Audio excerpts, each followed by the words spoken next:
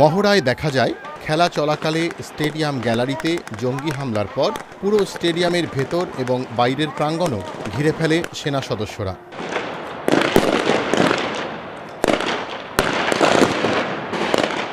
কয়েকজনকে জিম্মি করে রাখা জঙ্গি গ্রুপের সঙ্গে বৃষ্টির মতো গুলি বিনিময়ের মধ্যেই হেলিকপ্টারে করে আসে কমান্ডোরা।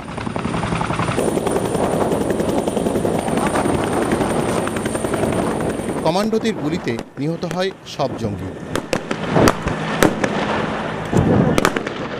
জিম্মিদের উদ্ধার করে খেলোয়াড়দের নিরাপদে সরিয়ে নেন সেনা সদস্যরা।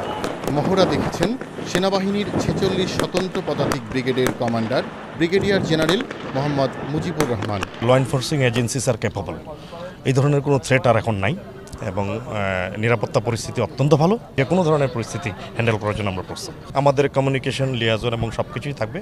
প্রয়োজনীয় মুহূর্তে আপনারা আমাদের উপস্থিতি দেখতে পাবেন।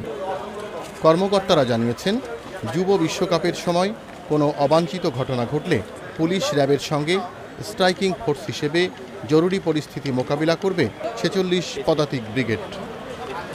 Enamul Kabir Rupam, channel I, Dhaka.